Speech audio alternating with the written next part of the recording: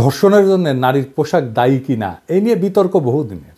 ইসলামে ধর্ষণের জন্য দায়ী একমাত্র ধর্ষক। কিছু কিছু ইসলামপন্থী মতবাদ নারীকে শালীন পোশাক পরার উপদেশ দিয়ে ধর্ষণ প্রতিরোধের উপায় হিসাবে দেখায়। অন্যদিকে বাংলাদেশের মিলিটেন্ট সেকুলাররা বলে আমার শরীর আমার সিদ্ধান্ত, এই বইলা নারীর ব্যক্তিগত স্বাধীনতার উপরে জোর দেয়। তবে এই দুই চরম অবস্থানের মাঝামাঝি যুক্তিসঙ্গত ব্যাখ্যা কী হতে পারে সেইটাই আজকে আমাদের আলোচনার বিষয়। নারী এবং পুরুষের যৌন সম্পর্ক পৃথিবীর একটা জরুরি এবং গুরুত্বপূর্ণ সম্পর্ক। এই সম্পর্কের মূল বিষয়টা কি?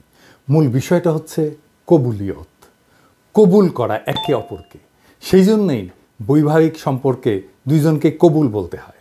এখন একজন কবুল করলো না, সে কবুলিয়ত ছাড়া, সম্মতি ছাড়া সে যৌন সম্পর্ক করলো, সেইখানে কি হইল? সেখানে একজনের সম্মতি ছাড়া তার উপরে বল প্রয়োগ করা হলো। এইটা এখন একজনের উপরে আর একজনের জুলুম। এই প্রক্রিয়ায় একজন জালেম আর একজন মজলুম, ঠিক তো? যদি আপনি জালেমকে চিনতে পারেন এই ঘটনায়, তাহলে কে দোষী এই আলাপ আসে কি? আসে না।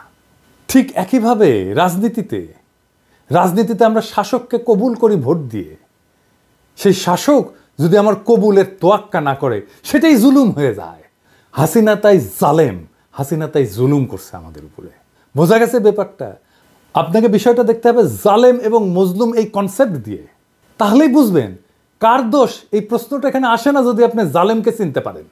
তো এই সামাজিক বিতর্কে ইসলামের নানা বিধানের প্রশ্ন আসছে, নানা বিজ্ঞ আলেম নানা মত দিতেছেন। আমার ফেসবুকে এসে অনেকে বলতেছে আপনি কেন এইটা নিয়ে কথা বলেন না? আমি ইউজুয়ালি এই ধরনের বিষয় নিয়ে কথা বলি না।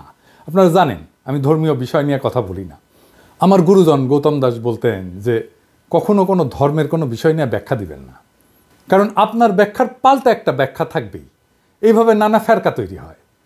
কথা সত্য, আবার এটাও সত্য যে সমাজে যদি একটা বিতর্ক তৈরি হয়, সেইখানে সমাজের একজন বিবেকবান মানুষ হিসেবে সেখানে কিন্তু কিছু বলার থাকে, কিছু মতামত থাকে। তো আমি আমার হাসপাতালের টাইমে পবিত্র কোরআন আর হাদিস থেকে পড়লাম এই সমস্ত বিষয়গুলো নিয়ে। পড়ে যা যা পাইছি, আমার যা যা উপলব্ধি হয়েছে তা আপনাদের সামনে পেশ করতেছি। আমি বলতেছি না যে আমার ব্যাখ্যা গ্রহণ করতে হবে, তবে আমি যা বুঝছি এটা সবার সাথে শেয়ার করলে তো কোনো ক্ষতি নেই।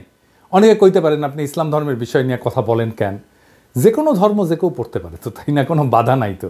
জাকির নায়েকের পড়া নাই এমন কোন ধর্মগ্রন্থ আছে? নাই। তো আসেন আল্লাহর নামে শুরু করি। ইসলামে হক্কুল ইবাদ বলে একটা বিষয় আছে, সেটা কি আমরা একটু দেখি।